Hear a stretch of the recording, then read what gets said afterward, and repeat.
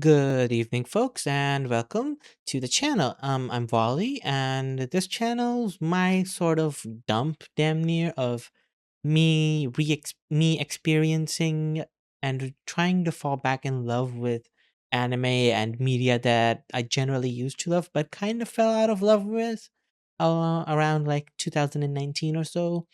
So yeah, I'm basically a washed up old ass weeb that's just getting back into anime and manga and all of these things and trying to find the love back that I lost for it after a lot of burnout hit me. So yeah, my main current goal is to watch anything that my friends suggest to me to watch, as well as anything that I'm personally interested in watching, and kind of doing a comparison almost, or sort of like a side by side in my head of how I'm used to anime being and how the new gen anime is doing, because new gen shonen has been pretty good from what I have seen. I just finished watching some JJK for the channel, and now I'm moving on to another series that, if you saw the thumbnail, you probably already know what it is, but Dandadan. Dandadan is a story that I'm interested in. I actually read the first manga chapter about 2 years ago, 3 years ago. That chapter was pretty graphic, and I don't really mind that kind of stuff in anime and manga in general, but it did leave kind of a I don't really care to continue this kind of vibe in my head. However, I have seen, screenshots and stills from Dandadan, and it looks really good. So I'm gonna give it another chance, and this time with the anime, and I'm really going to try and see, you know, if this show is as it's cracked up to be and it deserves all the praise it gets. The main thing that I'm looking forward to actually, and what I kind of liked about the first chapter, isn't even the shonen or the ghostly nature of this story. I'm here for the romance. I'm here to see Takakura Ken and Momo live it up and experience those high school feelings. Like I die for that stuff. It's awesome. So for the romance adult brain rot that I have, this show is kind of perfect as a whole package of having those more emotional, mushy, for lack of a better word, sections, as well as apparently some pretty good action and world building and storyline. So that's what I'm looking forward to in this show, and you're gonna see me swoon and fucking go wild over crazy shit, romance shit happening. So be ready for that. I don't control that. But yeah, if you're checking me out for the first time, I'm doing other shows. I'm doing JJK. I am doing The Dangers in My Heart. I'm planning to do some more shows like To Be Hero X. And so I'm very much interested in seeing where all these newer shows go and how the storytelling landscape even has changed over the last 6, 7, 8 years that I haven't really kept up with anything besides like One Piece.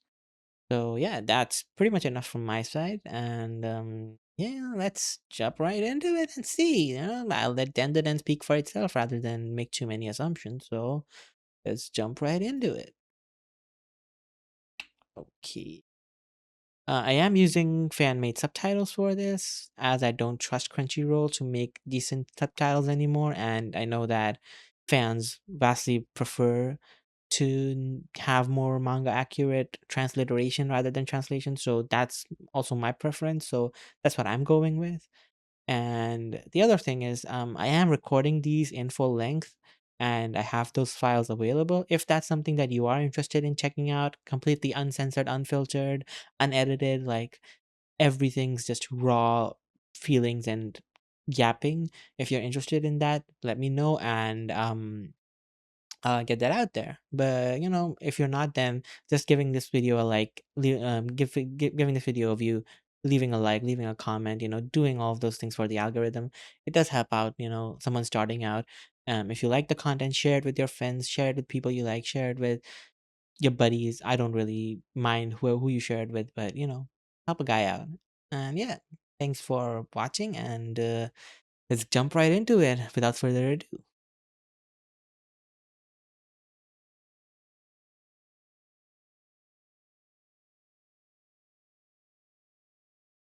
Oh, this opening. These are the Creepy Nuts guys from Marshall. I know that opening.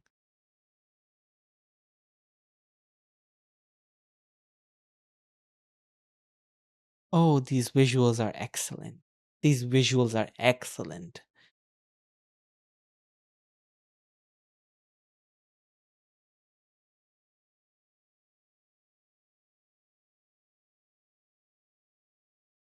Oh, this is immaculate.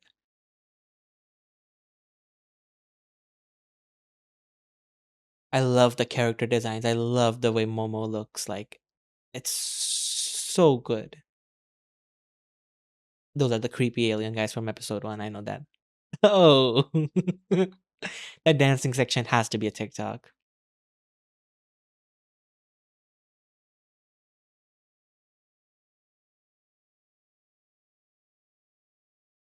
Oh, they are cooking so hard. Oh, it's Science Saru. Okay.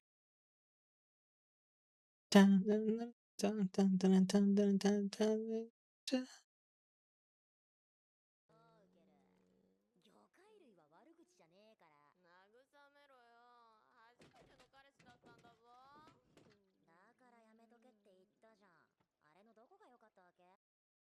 That is a very accurate Gyaru. Holy shit. Like, normally you just see Gyarus as having like those full body tans and like not really exemplifying what actual Gyaru culture looks like, what actual Gyarus go for. That's a very real Gyaru aesthetic. Like, I've seen actual ladies rocking that aesthetic, and it's pretty. It's pretty beautiful. And I man, this show is doing an awesome job at making me just fall for every little movement that's happening. It's extremely fluid. It's got the science Saru touch. Like you see the same thing in stuff like Devilman, even in lesser good shows like Japan Sinks 2020, I believe, or whatever it was called. Like I find like this art style, this animation, it lacks so much detail. You can see there's pretty much damn near no shadows on Momo's shirt there, but the fluidity that comes with that, it looks exceptional. It's like cocaine for the eyes, damn near. And actually, I'm gonna go so far as to say I've seen some clips of shows like Demon Slayer. I have not watched Demon Slayer. I've seen some clips of it.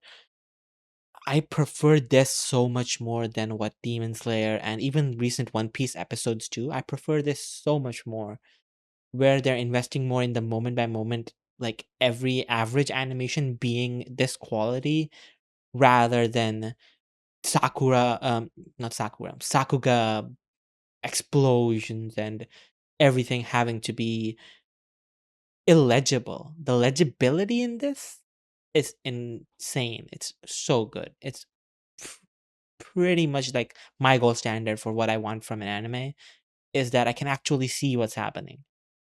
So yeah, great start.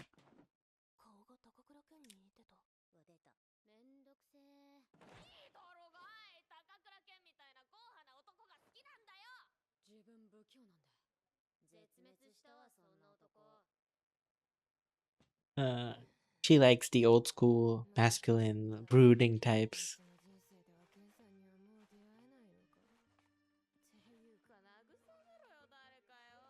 Momo is such a vibe. Yes, I know her name.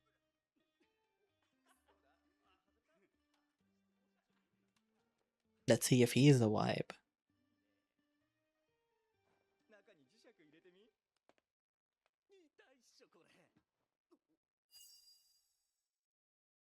Yo, goaded. Goaded.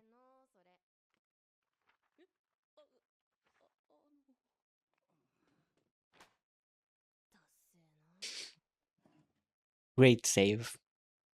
Momo's got a good heart.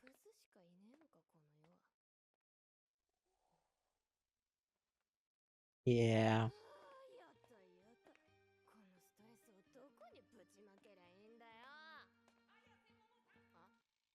Momo Ayase.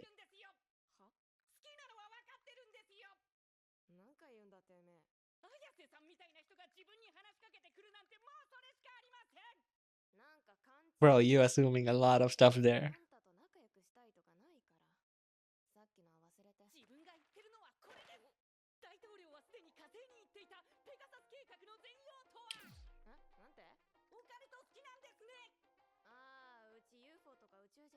Yeah, he's the sci-fi UFO nerd. Unidentified aerial phenomena. And that, kid, is how I met your mother. That's what Ken's gonna be like 30 episodes from now. This is gonna be a good journey.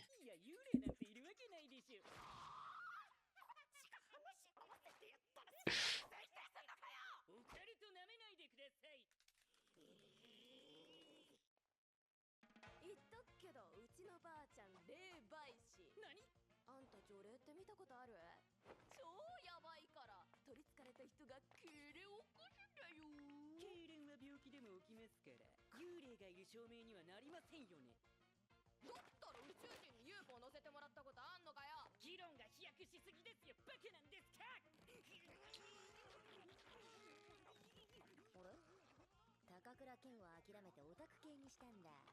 なりふり構わない感じ。嫌いじゃないわ。だったら勝負しようぜこら。もし幽霊がいるってなったらあんたうちのパシリにするからね。見せてやりましょう UFO や UAP。もし見ることができたら綾瀬さんだってパシリになってもらいますからね。Yep, they go to the hospital and they're gonna find the weird assaulty villains, aliens.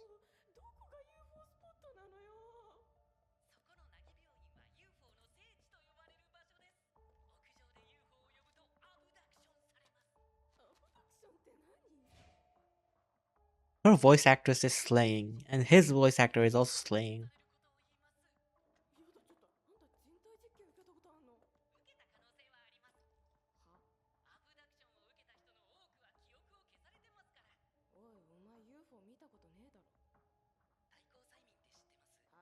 Regrets of hypnosis.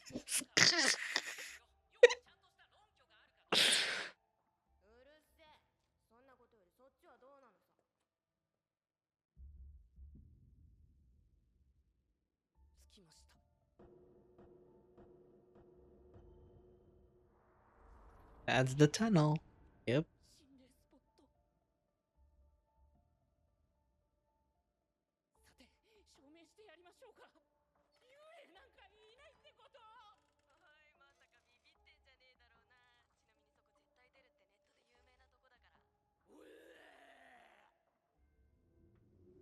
That puking sound was a bit too real, man.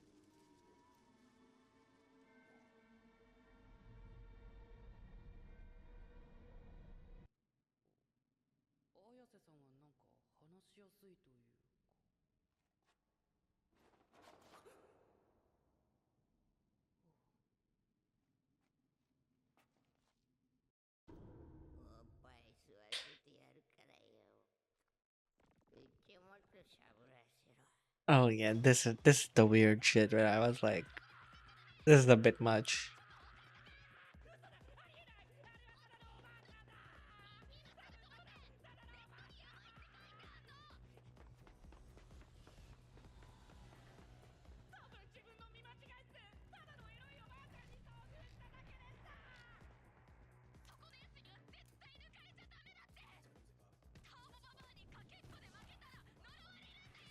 Turbo Granny. Yeah, that was her name. Oh, yeah, he's getting his weenie ripped off. Oh no. Oh no. That sequence, I don't think it needed to be said after all the glazing I've done. That sequence was impeccable. That sequence itself, impeccable. It was so legible. I could see everything. I'm so happy to see that more shows are going for that visibility over grandiose effects kind of vibe. Please keep this up. Please keep up the visual clarity. It's like cocaine, please.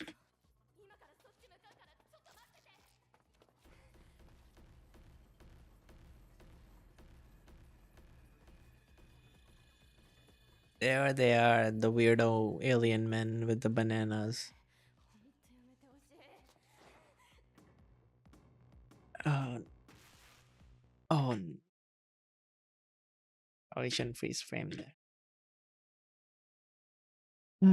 That was very reminiscent of if you've seen Neko Monogatari in the Monogatari series, very reminiscent of one of the openings for Hanekawa. I believe it's Sugar Sweet. It's not Sugar Sweet Nightmare. It's the other one. Um, but uh, it's so visceral. It's disturbing, and I know what the author is going for. They want to make you uncomfortable. That doesn't make it any less uncomfortable, though. こんにちは、女の人。我々はセルポ星人、惑星セルポから来たのでそう名乗ってます。宇宙人。怖がらないで、我々は友好的な人たちです。友好的なやつは女の子を裸にしたりしねえんだよ。うちの服どこ？あなたの荷物はしっかりと管理してあります。ボロボロじゃねえかよ。弁償しろ。っていうか帰りたいんだけど、これ外してくんない？我々の種はオスしかいません。だからクローン技術によって個体を増やしてます。うちの話聞いてんの？しかし同じ個体だと生物的進化が起こらず、葛藤や喜怒哀楽が消滅してしまいました。なので我々は人間のような生殖機能を取り戻すためにあなた方のバナナが欲しいのです。今からセックスします。あなたとセックスした後、子宮やバナナを摘出して研究します。ふざけんな！クソみたいな男と付き合っちゃったけど、少女だけは守り抜いてきたんだよ。まだ見ぬ高倉健のために守り抜いてきた低層。こんなキモい宇宙人に奪われてたまるか！電話、タイミングの悪い方がいるようで。Oh, that's an incredible effect. That's an incredible effect. That's an even better effect. The red light from the phone is incredible. They are cooking.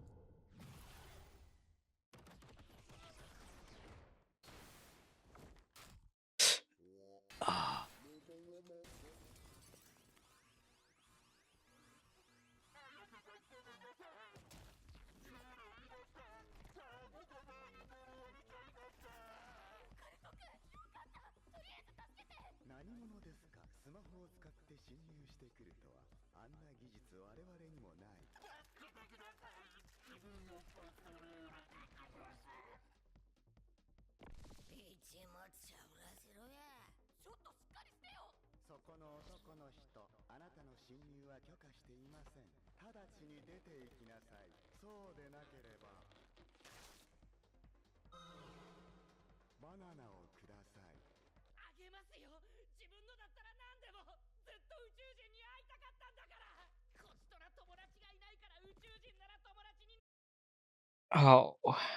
Oh, oh, you poor. I don't remember much of this. Oh, these are such school kid feelings that I can see why this might really resonate with just school kids reading it. Like, this is just relatable. Like, this is just like something that I think everyone goes through in some capacity, whether you're a Momo or you're a Ken. Like, these feelings pop up, and this is like a very rare thing that that school oriented shows bring up as much and portray as big of a problem.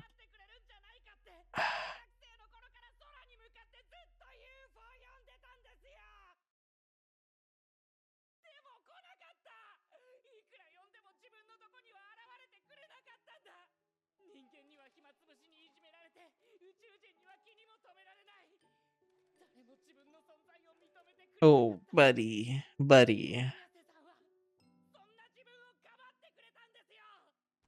Oh,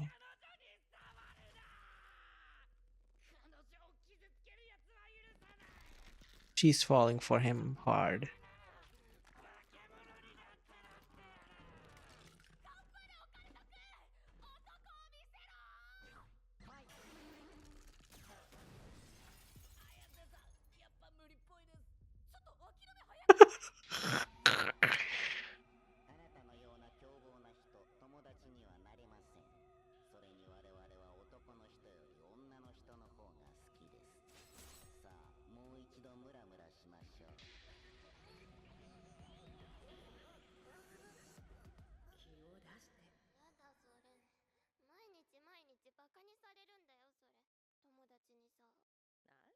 ってんだ。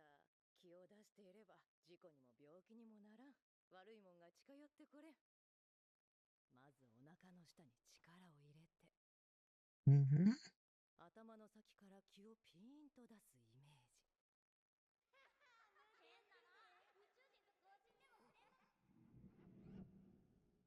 もうやだ、二度とやんない。モモ、待ちなさい。ばあちゃんなんて大嫌い。エセ霊媒師。なんでこんな時に昔のこと。ごめんねおばあちゃん。あの時はただ恥ずかしかっただけだよ。お腹の下に That's 力を入れて、頭の先から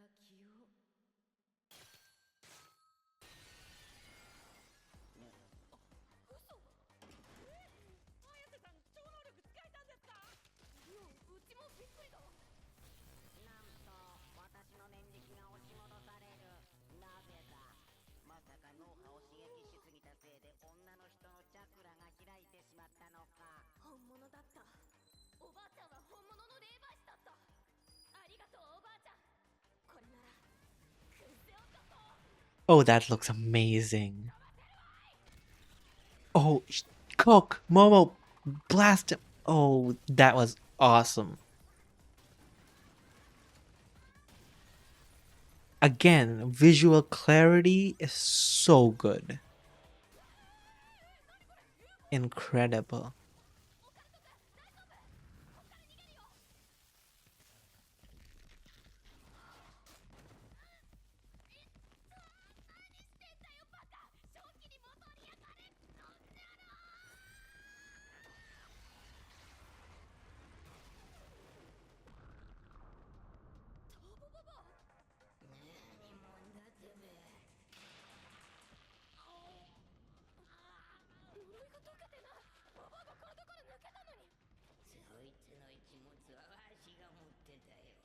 最低。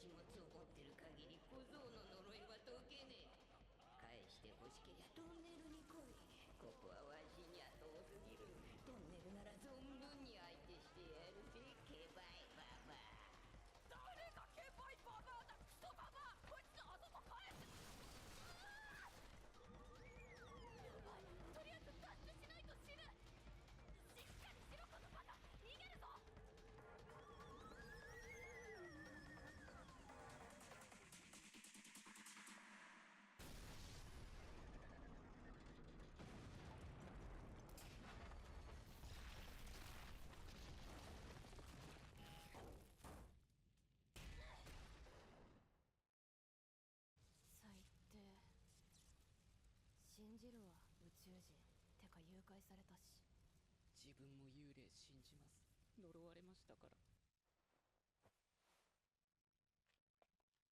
こんなことになったのも全部自分のせいなんで。これ以上綾瀬さんを巻き込めないです。どうにか根性でトンネルまで行きますから、その後はどうにかします。なんで一緒に来てって言えないの？さっきの経験しちゃったらほっとけないじゃん。さっきだってうちいなかったらあんた死んでたよ。 They're so adorable. 自分なんかに協力しても。 Only a poor child. めんどくさい。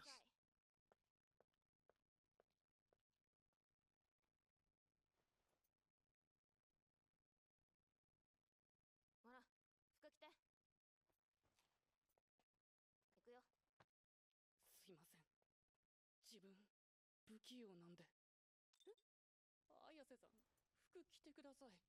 そうでないとまともに喋れません。なんでドキドキしてんの？ Doki doki. たまたま高倉健のセリフを言ったからびっくりしただけ。一旦落ち着け。 Oh, ねえ、そういえば名前なんだっけ？うち名前覚えるの苦手でさ。おお、高倉健です。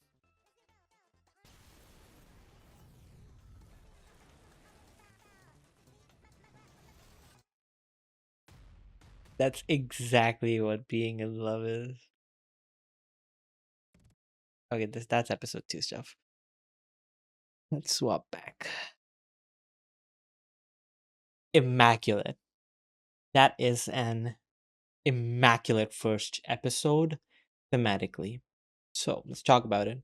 You have these two kids. They're pretty much ostracized and dealing with their own very real kid problems. One's dealing with not being able to make friends, being bullied, being laughed at.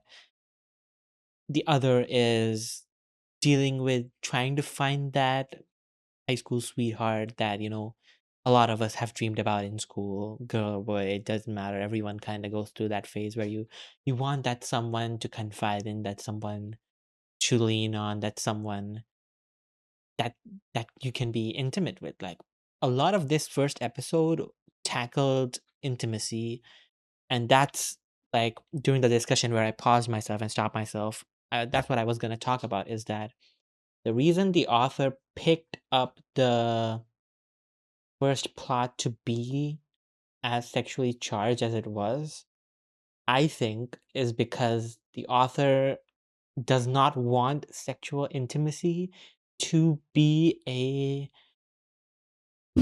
major point in the relationship right now. Like, I think what the author is more shooting for is to say that the conversations that they had, the soft words that they exchanged, the little glances that they give each other, that's true intimacy. That's actually bringing your soul closer to another person. It's and what the robots represent in this is more of a sexual, lustful, desireful kind of intimacy that is way more like it is a major thing in just us as people, but a lot of the time, romance, especially, and stories kind of give the more subtle and less flashy forms of intimacy, like those soft words, like those conversations. Those kind of end up taking a back seat to those kind of end up taking a back seat to legitimate like bonding moments. No, I mean those bonding moments take a backseat to a more sexual or overt like loving relationship kind of deal. Get my point? Like this is something that I felt about a show like Horimiya. Horimiya made me feel like this. Is that like it tried too hard to be way more sensual and sexual focused instead of focusing more on these little intimate moments, these moments of for that. I mean, honestly, like these two have such a crush on each other and they don't know it. Well, Momo pretty much knows, but having that be the impetus for their romance and growth is so heartwarming. It's so heartwarming. It's so precious to see. And we can all relate to those feelings, that those butterflies in your stomach when someone just says something and it echoes in your soul damn near. Like I'm pretty sure like most of us, if you haven't experienced that, then you have something really cool to look forward to. If you have, then you know what I'm talking about, those feelings bubbling inside, those butterflies in your stomach, those electric feelings, like quite literally the UFO exploding in the back, those electric feelings popping up. Then the Ken Takakura name reveal, the explosion, like her heart burst at that point. Like, and it's cliche, it's very cheesy, and it's a bit too convenient. Like, oh, what are the chances his name is Kentakura? Oh, what are the chances he says the "I am an awkward fellow" line, whatever. But like, that's how it be. Like that's how IRL be. You just find that person that actually just hits that mark. And another thing to point out during the whole Turbo Granny versus the alien scene, he was ready. He was ready to give it all up because Momo showed him kindness. Like she showed him love, and it wasn't like even a romantic love. It was just being kind, just being loving, just being tender, and not dismissing him outright. The fact that she didn't outright dismiss him is huge for him because this kid, I've been this kid. I know people that have been this kid. You make up these imaginary worlds in your head, you try to substitute them for friends, and you get made fun of by the vast majority of people. And it sucks. You feel like nobody takes you seriously. You feel like nobody, like he said, nobody acknowledges his existence. He doesn't matter. People don't give a shit about him. But her just doing that much meant the world to him, and he was ready to die for her. And the other great thing about that scene is that it got to have its cake and eat it too.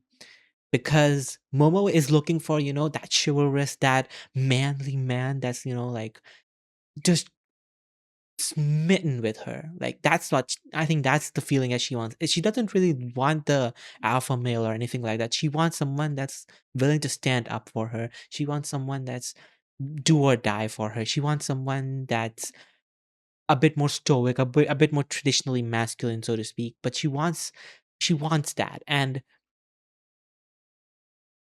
Ken saying those things is more than enough.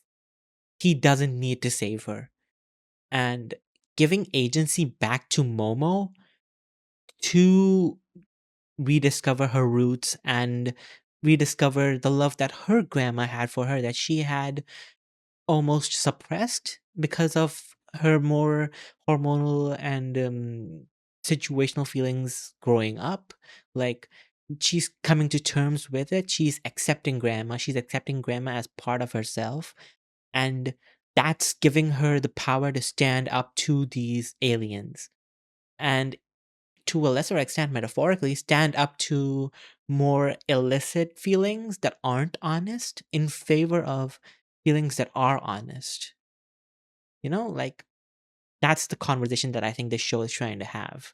And these two, their relationship embodies that kind of feeling. Those little glances you give each other, those fingers brushing, those moments, those little whispers, those subtle jabs, the little kick she gave him on the leg, that meant the world to him, I think. And just the fact that both characters have their agency, both characters have very clearly defined boundaries for themselves, and both characters are very healthily growing closer in intimacy. It doesn't feel rushed, none of it is contrived, and it feels so real. It feels like something that we all either experienced or dreamed of experiencing or saw someone experience. And being able to feel those things, like I think that's why this show is so popular. I'm not 100% sure that's why this show is so popular, is because it's not dealing with some grand threat. It's not dealing with some omega monsters. Like, sure, the Turbo Granny and the Weenie Stolen is a problem, but like the heart of the show is in these two, for lack of a better word, kids coming to terms with growing up and learning to be more open to each other, learning to be more open to others, and learning to be more intimate with others, and allowing themselves to be vulnerable and putting down those guards and letting others in. And it's a big part of growing up that we all have to go through. And seeing this journey through these two very impressionable, very, very lovable characters is like a treat to watch. This episode was, I have nothing but gushing to say about it. Despite, like the more iffy topics that it covers, the more questionable scenes that it has, like at the heart of it, it was immaculate in what it was trying to show. And that's what I think it was going for thematically. Like, that's the thematic through line that this show is trying to weave. It's that through these supernatural and alien occurrences, these two are going to slowly discover more and more about each other and grow more and more intimate beyond just the obvious intimacy that you think of, physical intimacy. This is emotional intimacy, and it's a joy to watch. Um, yeah. Besides that, the opening banger. Love the visual clarity. Love that I can just see what's happening. The color changes remind me a lot of things like JoJo, except even more stylized. The cell phone falling down in the blue environment and glowing red. everything is slowly turning red as Turbo Granny manifested. The colors, like Momo's colors, the green popping out, like immaculate. Like, the presentation is so good, and I think the presentation is what makes this so much better than what the first chapter that I read was. Because I read this, but I did not come away feeling as strongly with it as I did with this episode. This was amazing. But yeah, I know I'm very much looking forward to the shenanigans that these two get up to, where this goes from here. Like obviously the main plot line is to get his weenie back, but I just want these two to just interact. Their conversations are so fun to listen to.